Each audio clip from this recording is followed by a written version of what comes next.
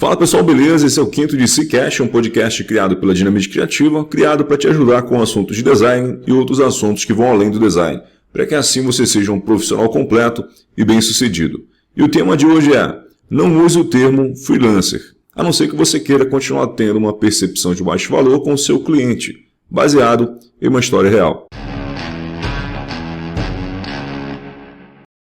Usar o termo freelancer prejudica o teu posicionamento para cobrar mais ou não faz diferença? Eu sempre tive a impressão que o freelancer recebia menos e também tinha menos prestígio, porém eu precisava de um cliente falando isso para mim e assim eu pudesse confirmar essa sensação de eles olharem para a gente como freelancer como alguém que cobra barato. E esses dias eu estava fazendo uma reunião com um cliente grande aqui do Sul, com mais de 20 anos de mercado, e a reunião já começou com o cliente falando assim: a gente está em um dilema aqui na empresa se a gente vai contratar um freelancer para criar uma identidade visual por um baixo custo, para a gente fazer um teste de um sistema que a gente está finalizando, ou se a gente contrata um estúdio para fazer algo mais definitivo.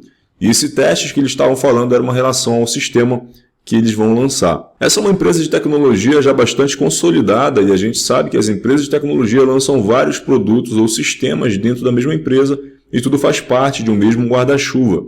E a dúvida era se contratavam um freelancer para criar uma identidade temporária, para fazer um teste, já que seria um custo mais baixo, ou se contratavam um estúdio para fazer um planejamento bem executado e criar algo mais definitivo, mas eles sabiam que o custo seria maior. Palavras não minhas, mas do próprio cliente. Na mentalidade do empresário, contratar alguém que se denomina como freelancer é ter um custo mais baixo. E quando eles falam em estúdio ou agência, eles já sabem que o custo vai ser algo um pouco mais elevado do que contratar uma pessoa que teoricamente vive de bico, fazendo algo aqui e ali para descolar uma grana, para descolar um trocado, porque essa é a mensagem que esse termo comunica com o nosso cliente. Não quer dizer que seja isso, mas passa essa ideia para as empresas grandes. Então a solução é não usar mais o termo freelancer. Você pode abrir um MEI, você pode abrir um ME, comece a se apresentar como estúdio, mesmo que de uma pessoa só, prospecte para fora do seu estado, caso não tenha um ponto físico. Isso vai te ajudar a chegar nos clientes grandes. Caso queira continuar com projetos pequenos, você pode marcar em um cowork também, mas eu acredito que não seja a ideia, até porque eu não consigo visualizar alguém marcando num coworking para fechar um projeto de 30, 40, 50 mil. Geralmente clientes grandes, eles precisam de uma percepção de que você tem a capacidade de entregar aquele projeto, de que você tem a estrutura para aquilo. Caso você não queira montar um estúdio, você pode se apresentar também como profissional especializado em identidade visual ou especializado na área que você trabalha, que pode ser motion, pode ser UI, pode ser UX, pode ser arte finalista, aí já é com você. Caso escolha criar um CNPJ, procure um nome fictício, para não ser o estúdio do zero design. Não passa credibilidade, vai continuar passando a sensação que você é freela, que você trabalha sozinho. Conheço muitos estúdios com o nome do dono, que o cara não fatura alto nos projetos, porque as empresas continuam procurando eles como se trabalhassem sozinho. Antes da Dinamite Criativa, eu montei uma empresa com meu próprio nome e a experiência em faturamento foi horrível comparado ao faturamento que eu tenho hoje no meu estúdio. Só vinham clientes pequenos com baixo orçamento porque eu era visto como freelancer apenas e não como um profissional especializado. E hoje, no Brasil, eu só conheço um estúdio que fatura alto porque já tem mais de 25 anos de mercado. Fora esse estúdio, todos os outros atendem clientes pequenos, nada que um freelancer comum não atenderia. Ou seja, baixo faturamento, clientes pequenos e uma dificuldade imensa em escalar o negócio. Mas além de não citar nomes, isso também acaba sendo um assunto para um próximo podcast. Antes da gente finalizar, eu tenho só mais uma mensagem para você.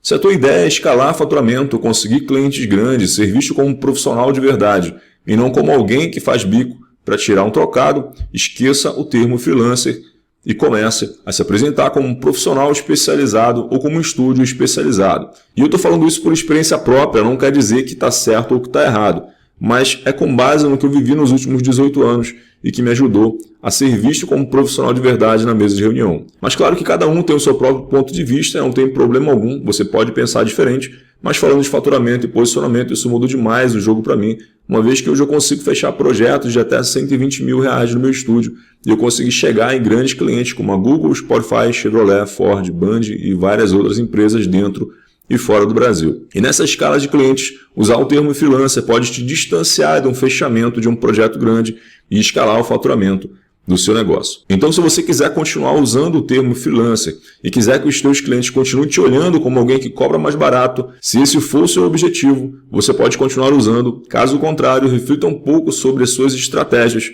e o que você tem conseguido de resultado. Se a tua ideia é aumentar o faturamento, esse é um detalhe que você precisa ajustar. Nesse mini podcast era isso. Se você gostou do conteúdo, curta, comente, compartilhe com outro amigo designer. Um abraço e até a próxima.